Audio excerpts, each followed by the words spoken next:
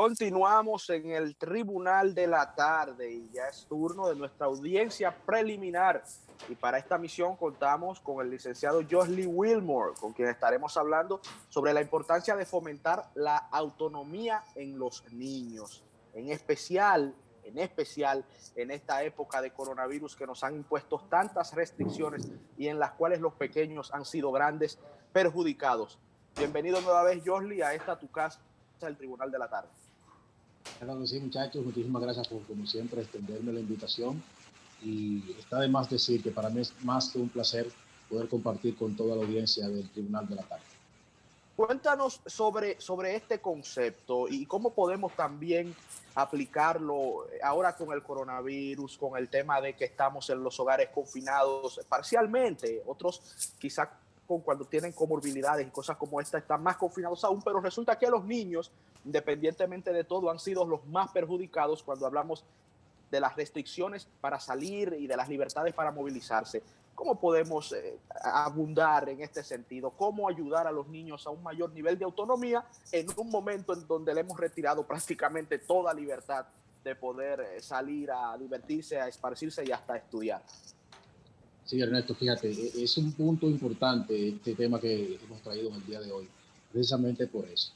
Porque ante toda la situación que estamos atravesando, se puede decir que es un poquito contradictorio, que en medio de yo proteger mi familia por el tema de toda esta situación, yo tenga que aprovechar este escenario, este momento para fomentar y para fortalecer la autonomía de mis hijos.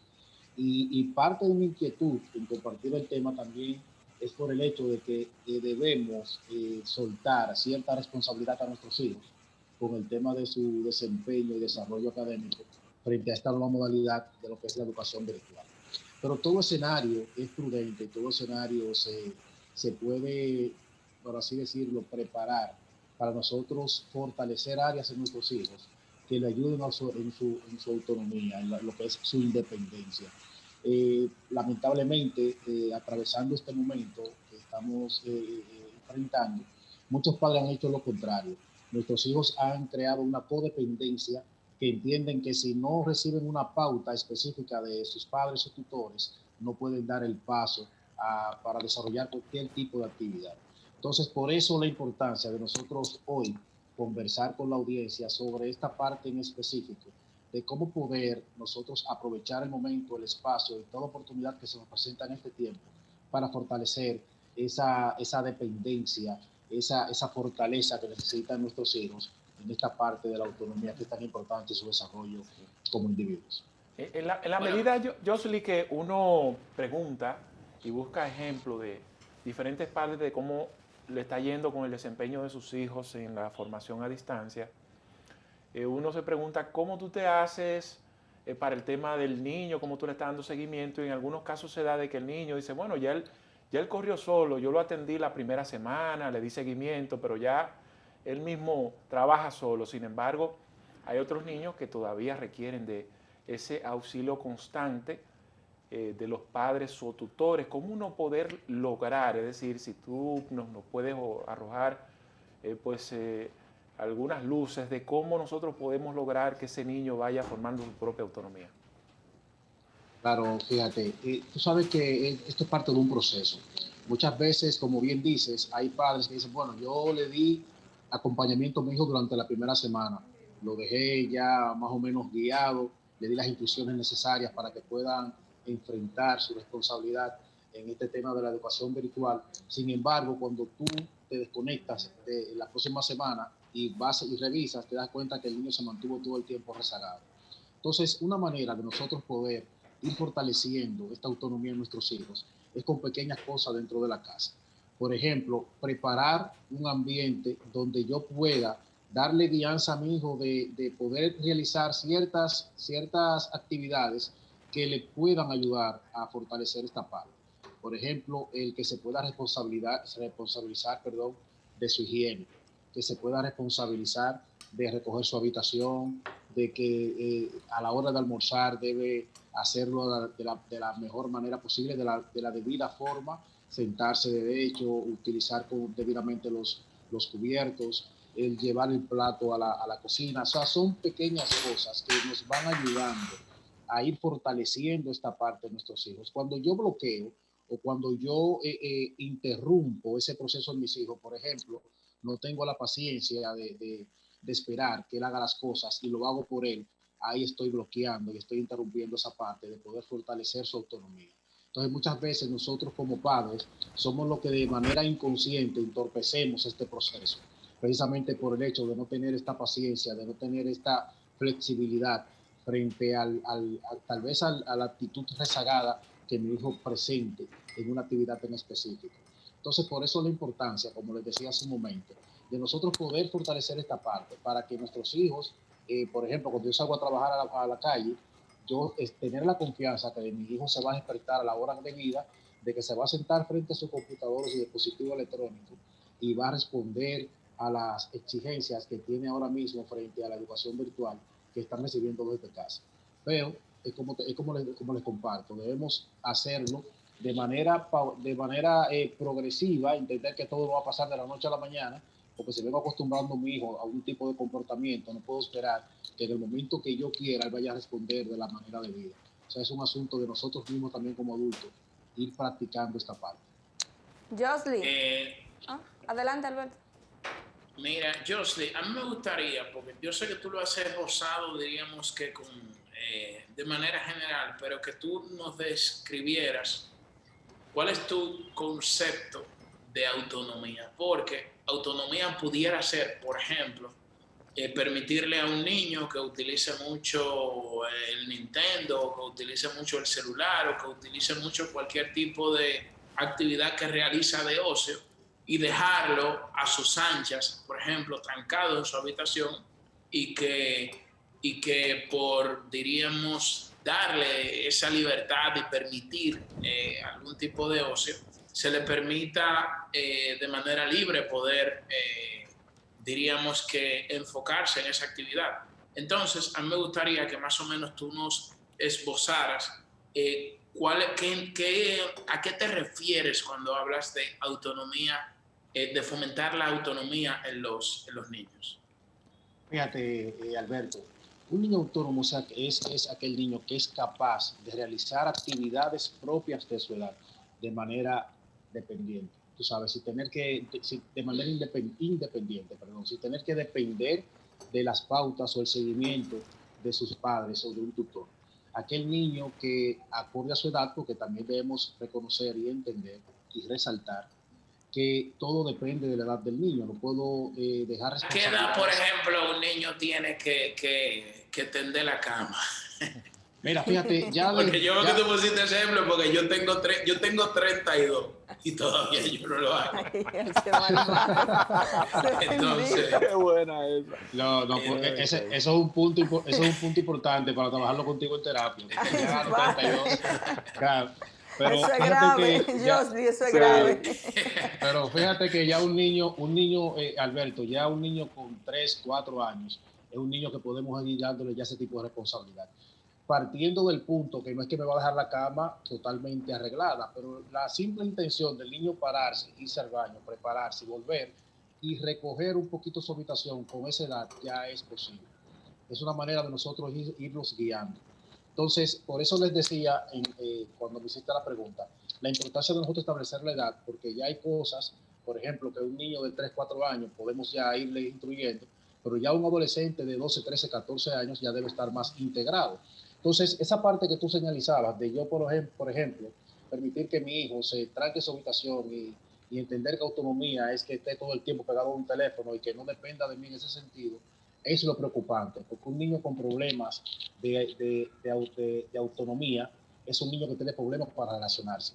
Es un niño que también presenta problemas en lo que tiene que ver con el aprendizaje, da problemas en el colegio, porque se siente limitado. Es un niño que si no tiene su padre o su tutor al lado, no tiene esa seguridad de poder resaltar, de poder salir adelante. Siempre hay que estarlo empujando, motivando. Tú puedes, hazlo. Siempre hay que estarlo dirigiendo. Entonces, tiene poca iniciativa. Es un niño que no es extrovertido, por así decirlo. Esos niños, la mayoría de los niños que son introvertidos, son muchos niños que podemos encasillar en esta parte, que son niños que tienen problemas de poca autonomía. Entonces, por eso la importancia de nosotros dentro de la casa ir dando estas pequeñas actividades a nuestros hijos, aunque lo veamos pequeños. Fíjense que nuestros hijos, mientras más pequeños, son más sabiondos, nos estudian por completo y saben cómo manipularnos. Y esa misma inteligencia debemos nosotros utilizarla para poder darles dentro de la casa ciertas responsabilidades que le ayuden a poder fortalecer esa parte, y que al momento de tú dejarlo solo y que tú lo lleves al colegio, tú sepas que tu hijo va a tomar buenas decisiones y va a saber en qué momento específico accionar de manera apropiada. Ahora preguntará la voz de la experiencia, una madre de 3 hermosos hijos. Josly, en base a lo que dice Julio, he conversado con muchas madres de niños que dicen, no, yo no voy a poner a mi hijo a la escuela ahora porque es virtual, ese niño lo que hace es que se duerme, no atiende, se pone a jugar, apaga la cámara. Entonces, ¿cuáles son esas recomendaciones que tú le das o nos da a nosotras las madres, y desde qué edad nosotros podemos ya ir dándole esa autonomía a nuestros hijos? Porque, pongo un ejemplo, el mío se levanta, el que tiene 9 años, sin yo decirle levántate, él pone una alarma en su celular, se levanta, coge su computadora y pone la clase que le corresponde. Claro está, yo los primeros días era muy intenso, Julio, sí. Era muy intenso estarle diciendo, entra a la clase, pero lo enseñé para que él lo haga por sí mismo.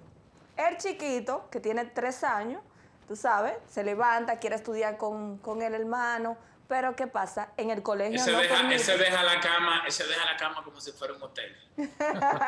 Sí, yo te cuento lo que hizo el chiquito. El chiquito fue, Josly, oye esto, el chiquito me llevan unos huevitos fritos que yo quería.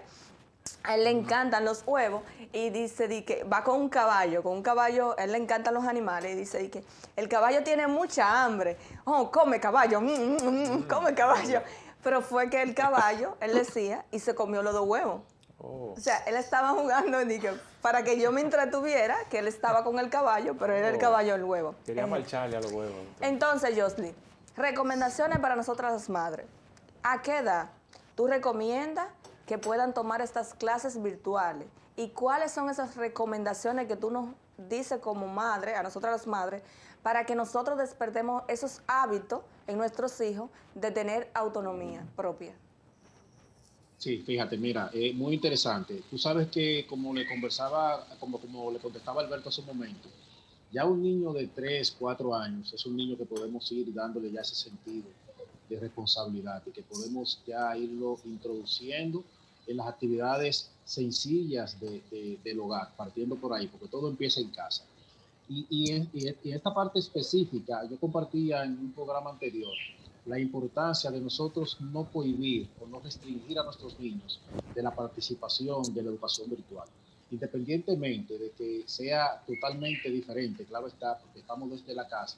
Esto es una experiencia nueva para nuestros hijos y recordemos que para ellos es muy importante el tema de la sociabilidad, y más en la edad preescolar, esta edad temprana de los niños de preescolar, de lo que es párvulos, que son niños de 2 años, pre-kinder, niños de 3 años, kinder, niños de 4 años, y los niños de preprimario, que son los niños de edad de 5 años.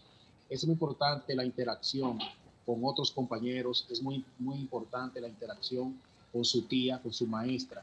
Entonces, claro, es más tedioso, es más, podemos decir, incómodo el tema, porque tengo que estar constantemente al lado de mi niño, pero el Ministerio de Educación, dentro de todas las cosas que ha compartido, de las informaciones que ha dicho sobre esta modalidad virtual, ha dicho que las clases para este público no pueden ser más de 15, 30 minutos. Son pequeñas interacciones. Lo que más sucede es el trabajo en casa con los libros, los materiales, que es constantemente con los padres. Pero estas pequeñas intervenciones de 15, 30 minutos con los niños de edad preescolar es importante, aunque ahora entendamos que no. Muchas veces los padres han querido identificar esta parte como un negocio de los colegios privados. No, eso que el colegio no quiere perder dinero, o una forma de poder justificar el pago, pero no es así. Pensemos desde el punto de cuánto conviene a mi hijo el tener esta interacción, porque es peor yo tener a mi hijo dentro de la casa totalmente sin hacer nada, o quizás haciendo actividades que no le vayan aportando a su educación o a su aprendizaje. Entiendo que es mejor ser dirigidos por personas que están preparados en esta parte y que pueden darme ese espacio. Sí. Yo no sé si pudiste ver un video que se hizo viral de una profesora puertorriqueña que expresa su frustración por el desinterés de los niños con las clases virtuales.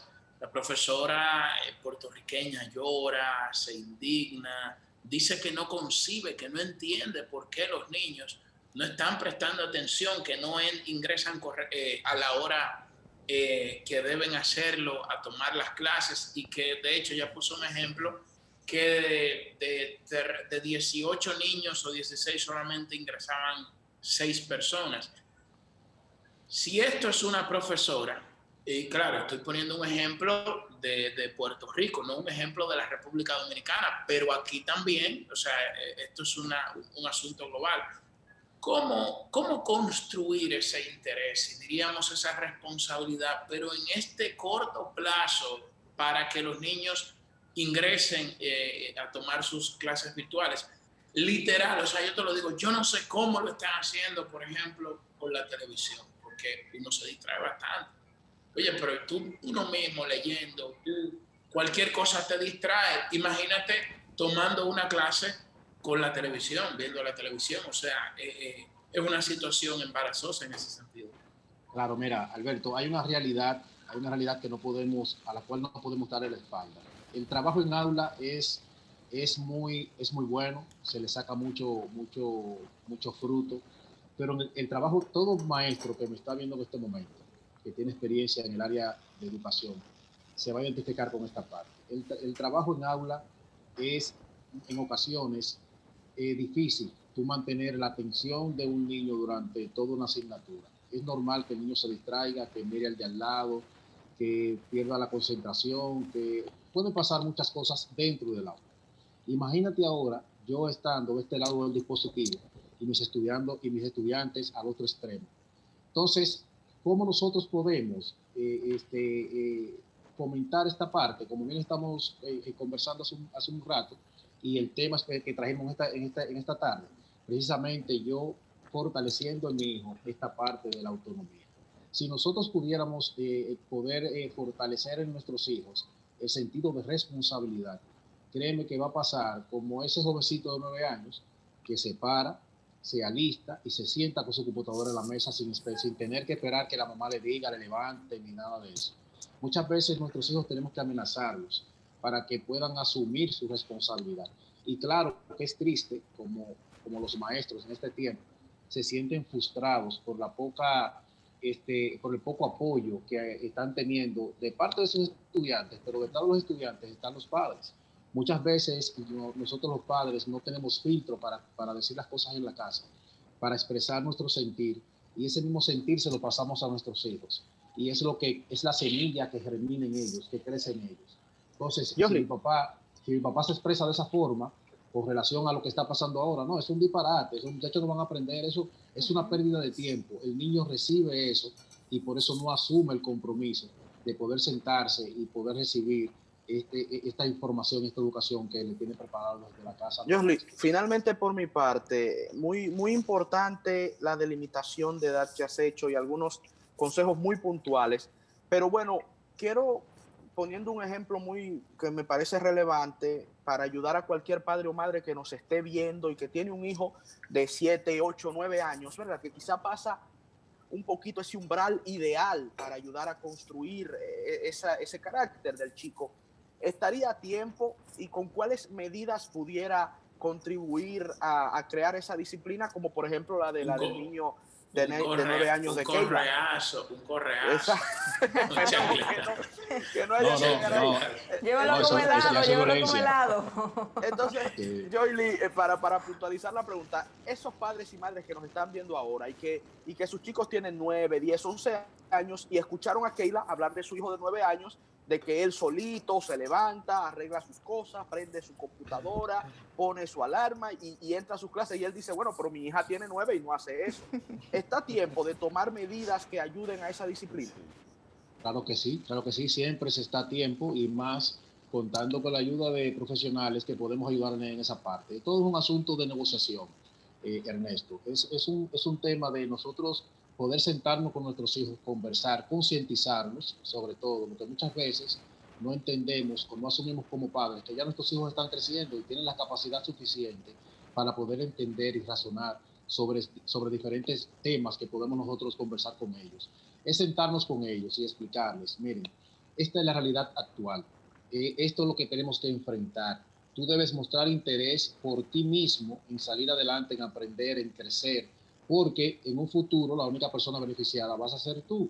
Si le hablamos claro a nuestros hijos y empezamos también nosotros a regular dentro de la casa aquellas cosas que yo sé que a mi hijo le gustan y puedo ir quitándole hasta yo poder modificar esa conducta, claro que lo podemos lograr. Pero es lo que le decía hace un momento. Si yo como padre expreso cosas negativas en la casa con relación a esta modalidad virtual que estamos nosotros asumiendo en este momento, mi hijo va a hacer lo mismo. Recuerden que nosotros como padres somos ese héroe que nuestros hijos visualizan y entienden que deben seguir, y mi padre es mi superhéroe y mi madre es la mejor mujer. Entonces, si me escuchan hablando de manera desproporcionada con relación a todo esto que está aconteciendo, créanme que nuestros hijos se van a comportar de igual manera. Entonces es un asunto de cambiarnos el chip, de ser más positivos, de poder nosotros expresar palabras que ayuden a fortalecer a nuestros hijos en esta parte y que ellos puedan entonces acoger y abrazar esa posición que tengo desde mi casa. Y también, como les dije, ir cambiando y modificando la conducta con ciertas cosas. Si le gusta mucho pasar tiempo en la televisión, bueno, pues le quito la televisión hasta que se vaya regulando. Y es una manera de nosotros poder ir enderezando el camino. A eso iba yo, Jocelyn, mi pregunta final, incluso viendo en ese mismo orden, ¿en qué debe consistir esa negociación ya cuando el niño es un manganzón que hay que caer la trapa, hacerle que haga las cosas y es complicado, ¿eh? Entonces, ¿qué puede hacer? Si puede, ya no hay arreglo, ya hay mira.